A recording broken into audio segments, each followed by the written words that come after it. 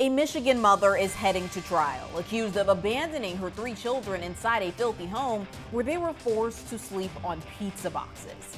Prosecutors say 34-year-old Kelli Bryant didn't just neglect her children, she sacrificed them. That's the word she allegedly used when speaking to investigators. Pictures show the children lived in a home filled with feces and trash, allegedly communicating with Bryant only through text messages and receiving food about once a week. I'm Kennedi Walker, and I'll walk you through the disturbing details laid out in court. Police say this is the Michigan home where 3 children were abandoned for years, confined to rooms with mold and human waste. It's just crushing, soul crushing on so many levels. Authorities in Oakland County say the children, a 15-year-old boy and 2 girls, ages 12 and 13, were discovered after the family's landlord requested a welfare check. He hadn't heard from their mother, 34-year-old Kelli Bryant, in months. Inside, deputies say they found garbage piled up to 4 feet high. The home was so filthy, officers reportedly had to wear hazmat suits and masks. According to police, the toilet was overflowing. The bathtub was filled with feces, and the rooms, officials say, were unlivable. Police allege Bryant left the children alone for nearly 5 years. Investigators also say the boy slept on a mattress, the 2 girls slept on pizza boxes. They survived off weekly food deliveries their mom made, ordered through DoorDash and Instacart, all according to police. You wouldn't do this to an animal, let alone your child. The children hadn't been to school since 2020, and investigators say the 2 girls hadn't stepped outside in years. COVID played a little part in the disconnect potentially with schools and school communications. In 2020, the mother dropped off some trash bags, gloves, and Febreze, and that was about the last thing related to hygiene. Deputies say their hair was matted, their clothing filthy, and their toenails were so overgrown they struggled to walk. Police also revealed how the family allegedly communicated. The children reportedly hadn't seen or touched their mother in years and primarily spoke to her through text. Investigators say in her son's phone, Bryant was saved as world's greatest mom. In hers, the children were listed as my oldest, kid 1, and kid 2. Bryant made her first in-person court appearance Friday. Detectives say she admitted to hurting her children and told them she sacrificed them. They also noted what stood out during that initial interview, her appearance. Her hair was done. She was wearing what appeared to be new clothes that were clean. She had long, fake nails. And to see the contradiction between what I observed all 3 of her children to look in their appearance when I arrived on scene to then see her in her condition was somewhat jarring. Bryant's defense team argued that because the kids weren't physically harmed, it wasn't a child abuse case. But the prosecution pushed back, saying the children were neglected and didn't know how to use a toothbrush or even flush a toilet. The judge ultimately ruled the case can move forward to trial. Bryant previously pleaded not guilty to the child abuse charges and remains held on a $50,000 bond. And joining me to talk more about this is victims' rights lawyer John Phillips. John, thank you so much for coming on today. Let's just jump right in. What a truly disturbing story. When you hear that this mom allegedly left her kids in these conditions for nearly 5 years, what's your initial reaction from a legal standpoint? Oh, goodness. From a dad standpoint, from a legal standpoint, from a humanitarian standpoint, it's just awful. You know, these kids were left in squalor, neglected. You know, every aspect of this was just unfit for, as a parent, as a human, under the eyes of the law. It's just disgraceful. And I mean, we're talking about children who were allegedly sleeping on pizza boxes, weren't receiving education, no hygiene. Bryant is charged with 3 counts of first-degree child abuse. How many years is she facing if she is convicted? Yeah, well, you know, adding the 3 kids, the 3 counts of first degree, I'd have to go back to the exact guidelines, but for her age, it's the equivalent of what would be life in prison. You know, life as she knows it. It's, you know, I think it's 20 to 25 I'd have to look exactly, but this is, you know, this would be the equivalent of a life sentence if she's convicted on all three, and the evidence certainly is overwhelming. I want to thank Odoo for sponsoring this news package. Odoo is an incredible all-in-one business management software that provides you with a range of applications. One of my favorite Odoo applications is their sales tool. The Kanban pipeline is a game changer. Whether you're working with leads or full-blown opportunities, you can visually track every stage of your sales process. Just drag and drop to move deals forward. It's fast and honestly kind of satisfying. When it's time to send a quote, it's literally a couple clicks. And the reporting, super clear. You get a live view of your pipeline, conversions, and what's working, so you can focus on closing, not guessing. So right now, you can get a free 15-day trial of Odoo's all-in-one business solution and see how it can make your life easier. Check it out at www.odoo.com/LCNewsCRM. Is it 20 to 25 for each count or altogether? Correct. It would be for each count, and these are three individual, humans, so they wouldn't. A judge potentially could run them. You can run them concurrent, which is all at the same time, or consecutive, which is one on top of the other.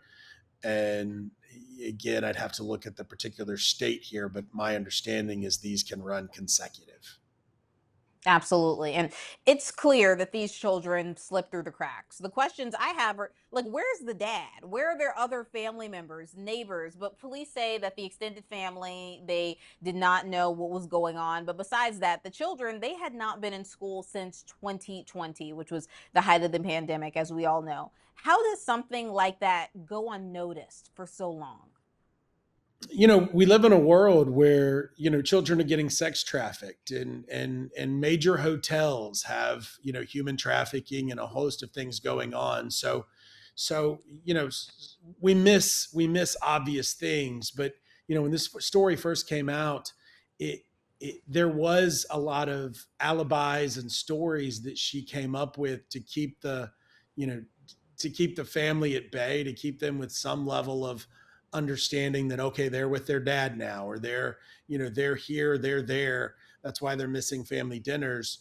But again, if you haven't seen your grandchild, if you haven't seen your child, if you haven't seen your cousin in several years, at some point you would think a family member would be like, yeah, but it's been 4 years, and then like I know the neighbors, some of the neighbors were interviewed and said that they didn't notice really anything going on.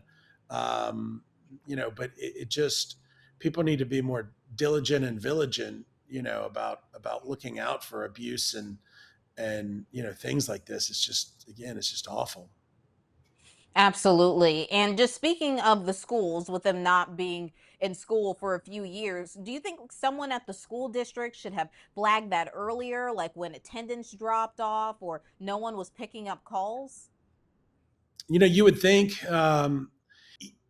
kids are expected, and the law requires them to go to school. During COVID, there was a lot of transition. There was a lot of homeschooling. There was things that, kids were being held back. Like so much was going on that we didn't stop and have a checks and balances of all these kids when we all started back. It was like, all right, frantic, let's get back going, turn the emergency light back on and let's go. And, you would think there wouldn't be three children that got lost in the shuffle, and just didn't go back, and we're living in, squalor where the mom's just having groceries delivered to barely feed her children. Nobody expects stories like this to exist except in horror novels. Absolutely. But is there any legal obligation, though, for schools or child services to step in when a student vanishes like that? No, sovereign immunity is different state by state. So, how a municipality can be liable, but there's no affirmative duty for DCF or a school to necessarily go and investigate. Some school districts have, truancy officers and entire police departments, and they might have noticed this. This jurisdiction clearly didn't. And, like if anybody gets on here and can adequately explain how 3 children can go missing and live day after day, year after year in a home without sunlight and without you know leaving and seeing the light of day, they're better than I am, because it makes no sense how this happened year after year. And all the people, like even the mailman, like how did all of these folks, all the neighbors, all the schools, all the all the people that handle electricity, like whatever it is, how did they all miss this? Right. And despite all of the evidence that police and the prosecution claim that they have, the defense is already arguing that the children weren't physically or mentally harmed. Does that hold any weight with the judge or jury in this case? Look, if you have the facts on your side, you argue the facts. If you have the law on your side, you argue the law. If the old adage is, if you don't have either, you just argue. And I think some of that is just they've got to stick with what they've got, that it doesn't fit under the law of child abuse because they were provided for in some fashion. That said, the law requires children to go to school and receive an education and have sanitary places to live and be fed with actually nutritious food, not just delivery and not sleeping on pizza boxes. And so, there's clearly enough to establish child neglect. Is it first degree? I think so. Like evidence, like the fact that they were saved not by their names, but kid one. There's just so much that showed that these were just nuisances to her life, and she was spending more time on her own vanity and herself than these children she brought into this world. If you could just explain more about what the actual law says, though, that the defense is trying to argue about not being physically harmed. Like, what are they trying to argue there? Because no, maybe she may not have hit them, but, what about just mental or emotional damage? Is that just harder to prove in court?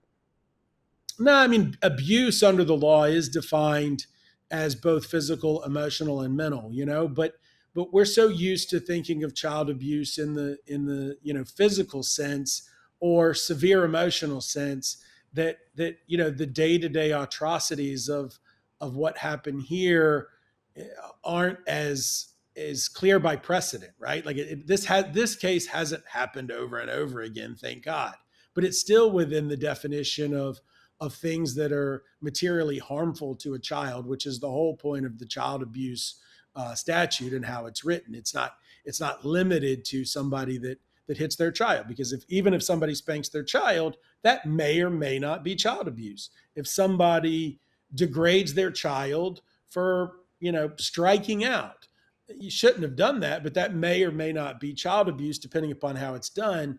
But from a standpoint of looking at all of the evidence here, there's day after day after day after day, and those are the easiest cases, as whether a victim's advocate or as a prosecutor, to look at and say, okay, this is abuse, because this wasn't one incident that you can say, all right, I had a bad day, or I used too much force on the child's butt. This is systemic and affected their emotional, their physical, and mental health. Absolutely. And, prosecutors, they did point out that the kids, they didn't even know how to use basic tools for hygiene, allegedly. No idea how to flush a toilet or how to use a toothbrush. How much does that support their case? Absolutely. We as parents have an obligation to teach our children, how to function in day-to-day life and how to function with other people. I took my kids to a concert this weekend, and they saw people that were acting crazy and acting a fool. And me as a parent, I've said, well, this is how you're not supposed to act, right? But if you keep kids locked up and they have no, the saddest part is these kids outside life, like they had a real life, and then all of a sudden now they're basically in not solitary confinement, but the three of them are basically imprisoned in this, in this home, in this residence. And, they were treated worse than what federal and state law requires us to treat our inmates. And so, that alone is stuff that prosecutors can certainly present to a jury and a judge, saying, look, this is abuse, just based upon its systemic nature, and the fact that you parents have an obligation to teach children, like brushing their teeth, right? Like there's other things besides keeping your teeth hygiene clean, keeping your breath fresh. It affects your cardiac health. It affects your digestive system. Like there's so many things that if you're just letting children just rot on the inside, that's just abuse. It's neglect. It's awful. And just speaking more just about the potential mental abuse there. I mean, here we go. The kids, they hadn't been outside, or, they didn't know to call and get. What do you say to that? Especially with the son being 15. I know she had daughters that were 12 and 13. The son did have a cell phone. No one's blaming him here, but what do you think made him not call police, not call for help, knowing that they were, according to police, being abused? Victims get in a mindset where they fear and grooming combined creates the ideal victim. And so you have a child that has a trusting relationship with a parent, and anything, they've been raised by this parent. They look at this parent as doing no wrong and can doing no wrong. They don't know the law. They don't know what's supposed to happen. They don't know what's going on with other people.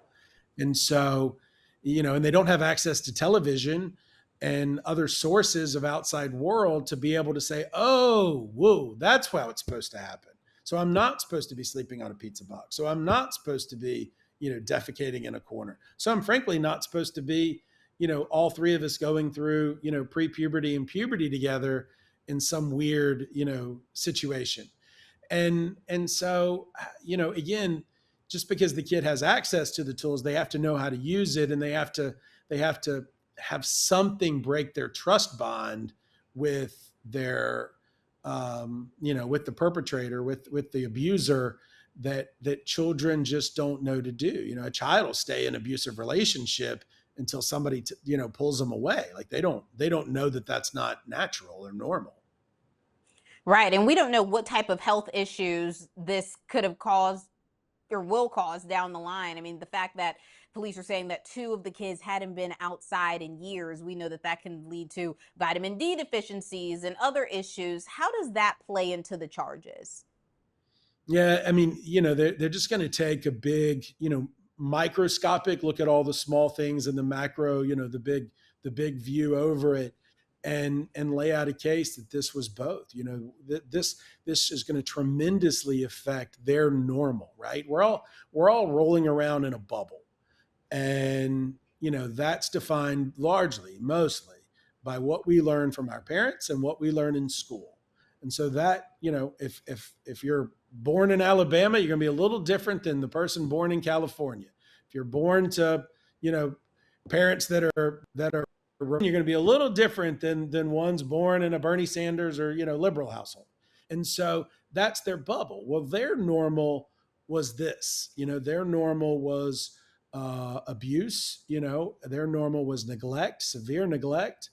And, they had some measure by all parts of the story to normal, but what we don't know is how the mom justified this to her kids. It may be that the pandemic ended the world as they know it. Like what was the gain for her doing this other than money, other than saving money and using on her own. I still don't understand that part of the story. Just was she such a narcissist and so selfish that this was her only option, short of eliminating the lives of these children? It's so confounding and horrible. Right. And that's what the prosecution is arguing, just trying to get down to the bottom of this, because they mentioned that when she came in for her initial interview to be questioned, they were very shocked to see what she looked like just because of what they found in the home and the conditions of the children. The children allegedly had matted hair. They didn't have any hygiene. There's feces and just horrible things. And when they saw Miss Bryant, they said her hair was done. She had fake nails. She had clothes that seemed to be washed or brand new. So they were just very confused about that. But let's talk about intent. Does the prosecution have to prove that Miss Bryant intended to harm her kids? Not typically in child abuse, so it just kind of depends on the level of the abuse. Um, you don't necessarily, it, it, if it's a one-off, if it's a spanking type incident, it depends on the level of damage as to whether you need to prove intent. If you're spanking somebody and you break a bone, you don't have to prove that there was an intent to break the bone. You can show that there was enough damage that it manifested its own intent.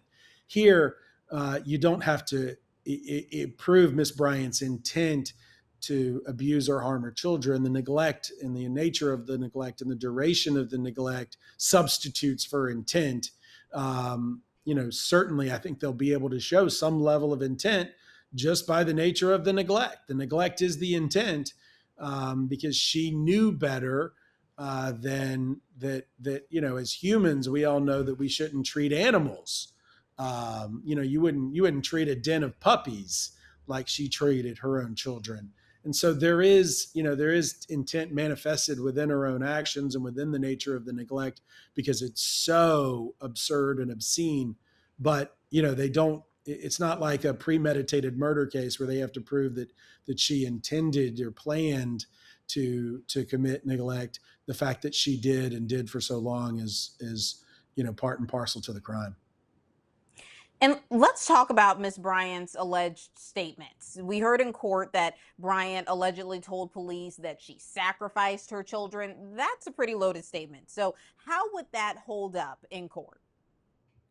Yeah, you run into some of these cases where there's elements of, so on one end you have kind of people that are religious zealots or have religious beliefs that can go into abuse. That's not really what she's saying here, to my understanding.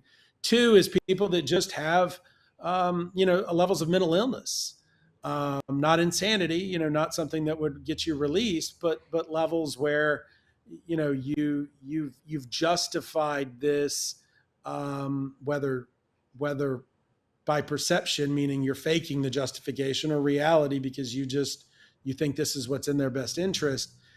And then there's just, again, something so obscene as this, that she's going to, go back to arguing the facts or the law. She's just going to argue. They're just going to say whatever they can to try to diminish the nature and extent of this abuse. And so just saying that this was her way to adequately house and shelter her children. Okay, that's your side of the story. Now the prosecutors and police are going to say, okay, now let's talk about that. This is something that we know we can't even treat, the simplest of animals, like this. And so, it won't fly very far. And just moving forward to the trial, how emotional do these types of cases tend to be in court? Do jurors usually get swayed by the conditions? I mean, like the photos, they were so horrible to see, but just the photos, the smell descriptions, even the toenail detail, police saying that the children, their toenails were so long that they could barely walk. How do you think that that's going to play out? Yeah, this is one that, the police are going to be probably the main presenting, witnesses, and go through the conditions and the photos of what they've seen. It may be that they call one of the children, or two or three of the children, but you don't want them up there that long. One, because they're probably going to take their mom's side at some point on cross-examination, because they don't know what the normal conditions are supposed to be, but they certainly can testify and have, to some extent, told investigators about some of the things that they experienced. But again, this was their normal. But these cases get wildly emotional. Anytime you've got a case with a child victim, it's usually a very difficult case for the defense because, as a prosecutor or a victims' rights lawyer, you want as many parents on that jury as possible.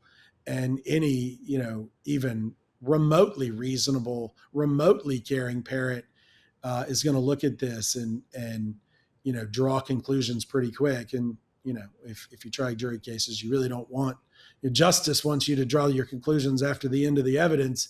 But here, pretty quickly, as soon as those photos start and, children left alone. I mean, we've seen cases where children have been left alone for hours, mere hours, 2 to 3 hours, or allowed to go to the store, and walk past traffic where there have been, charges of abuse and neglect. This is, obviously, way more than that. Absolutely. And these kids, they definitely have a long, long ways to go. So this is a story that we will be following. John, thank you so much for joining me today. Thank you. Kelli Bryant will be going to trial on charges of child abuse and welfare fraud. Prosecutors say she was overpaid nearly $30,000 in benefits and never reported it. For Law and Crime, I'm Kennedi Walker.